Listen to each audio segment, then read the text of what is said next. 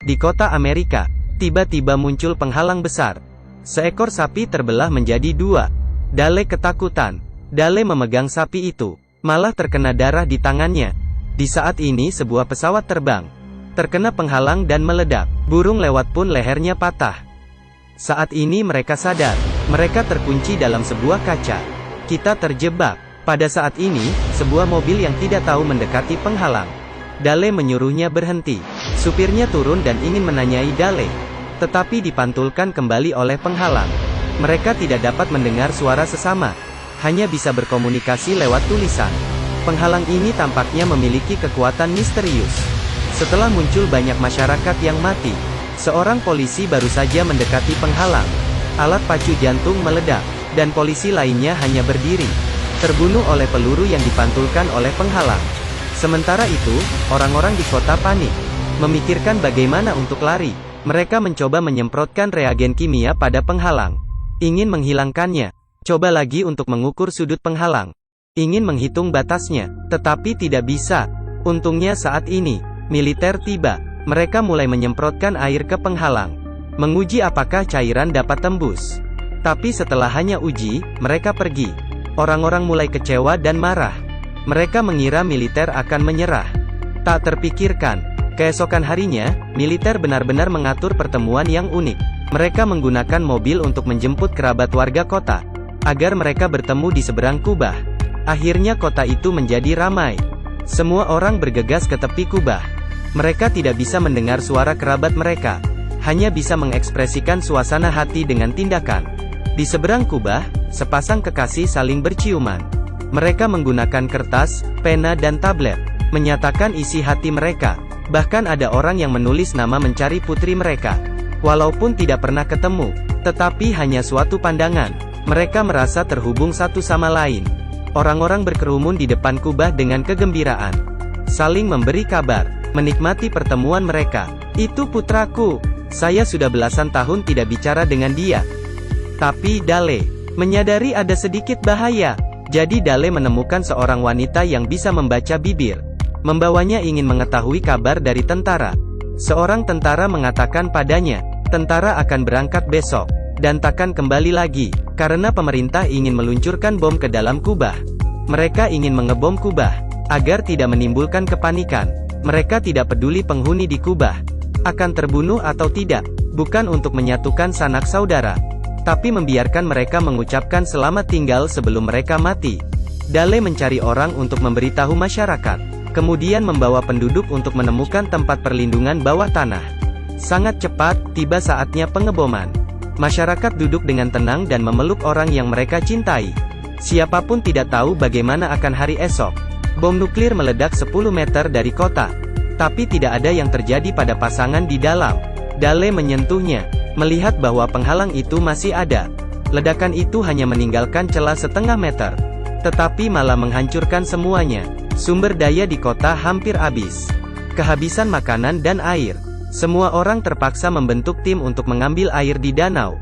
Tetapi melihat ikan-ikan yang mati, mereka tahu airnya bermasalah.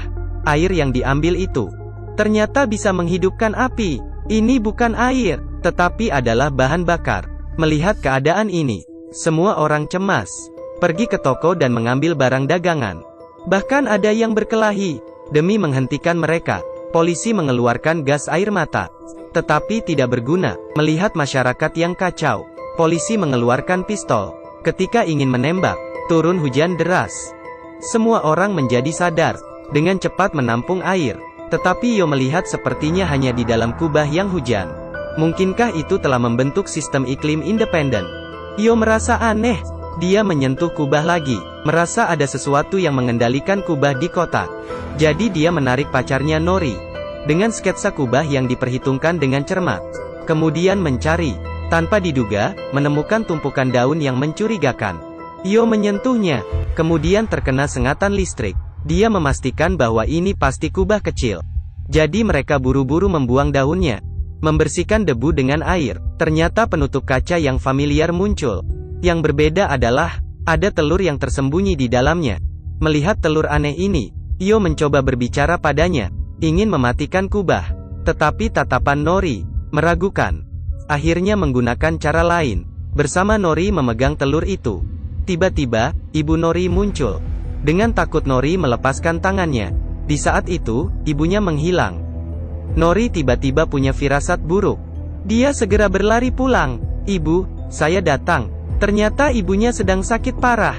Tampaknya kubah itu sengaja mengingatkannya untuk berpamitan dengan ibunya. Nori merasa, pasti ada rahasia yang lebih besar di balik kubah. Jadi dia berlari ke kubah. Memukul kubah dengan kuat. Ingin menanyainya apa yang dia mau. Tidak ada respon dari kubah. Tapi telur hitam di kubah kecil tiba-tiba memancarkan cahaya. Keesokan harinya, muncul di halaman belakang Yo. Untuk memahami rahasia telur hitam, Yo memanggil beberapa temannya, meletakkan tangan di atas kubah. Tiba-tiba cahaya menghilang. Bintang yang tak terhitung jumlahnya dikeluarkan dari telur hitam. Mengambang di sekitar mereka. Truk menabrak kubah dan langsung pecah. Seorang mengerem dengan takut, ingin melihat dengan jelas. Tetapi putrinya pingsan mendadak, dan sembarang berkata-kata. Bintang jatuh. Di malam hari, anak laki-laki lain pingsan di dekat kubah. Mengatakan hal yang sama. Bintang jatuh. Wanita itu bernama Nori, pria bernama Yo. Sebagai satu-satunya orang di kota dengan gejala ini, mereka memutuskan untuk menyelidiki bersama. Tetapi saat mereka berpegangan tangan, pingsan lagi. Bintang jatuh.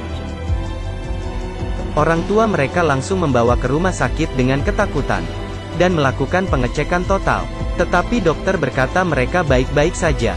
Yo dan Nori tidak percaya. Mereka mencoba lagi. Kali ini mereka sengaja merekam video. Mereka berlutut, dengan ragu mengangkat tangan. Saat bersentuhan, mereka berdua pingsan. Ketika mereka sadar mereka mengecek video. Melihat mereka asal bicara lagi. Dan Yo membuat gerakan diam. Sepertinya kekuatan misterius menggunakannya untuk menyembunyikan rahasia. Keesokan harinya, Yo menemukan dua intercom. Dia tahu selama dia dekat dengan Nori, dapat mengubah sinyal. Berkata-kata dalam intercom. Mereka juga dapat mengubah kebiasaan binatang. Seperti menarik kupu-kupu dalam jumlah banyak, agar kupu-kupu tetap di sekitar kubah. Mengetahui hal ini, Yo dan Nori berencana untuk mencari kubah kecil itu, yang mendadak muncul di halaman belakang rumahnya. Malah membesar. Mereka melihat kubah itu terdapat 4 telapak tangan. Kemudian mereka mengajak dua teman lagi untuk meletakkan tangan mereka di atasnya.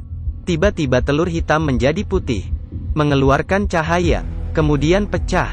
Di dalamnya ada sebuah telur hitam yang kecil, dan kupu-kupu yang sekarat. Melihat kupu-kupu yang kasihan, Nori menyentuhnya, ternyata menghidupkannya. Di saat itu telur hitam bergerak, sepertinya akan meledak. Semuanya berlari, kita harus menjauhinya. Tetapi Julia teman Nori tidak takut, malah mengangkatnya. Gerakannya berhenti. Kupu-kupu juga mulai mengelilinginya, seperti memilih tuannya. Untuk memahami rahasia telur hitam, mereka membawanya kembali ke hutan tempat mereka menemukannya. "Beritahu aku apa yang harus kulakukan." Akhirnya, Nori melihat ibunya yang meninggal itu. Tetapi dia sadar, ibu ini ternyata alien. Ibu alien ini memberitahunya, mereka yang meletakkan kubah ini, tujuannya adalah untuk mengamati manusia. Mereka ingin membuka kubah, harus melindungi telur hitam kecil ini. Yang terbaik adalah menyembunyikan di dalam air. Akhirnya Julia naik perahu, melempar telur ke tengah danau. Akhirnya mengeluarkan cahaya dan naik ke atas, seperti meteor yang menuju langit. Seluruh kota dikejutkan oleh pemandangan ini. Mereka melihat ke atas, menyaksikan cahaya itu, akhirnya menerangi kota. Tetapi kubahnya belum hilang. Jelas alien itu berbohong. Ada lebih banyak rahasia yang tersembunyi di bawah kubah. Rahasia apakah itu? Mari ikuti Wuya. Mari kita saksikan bersama di periode kedua.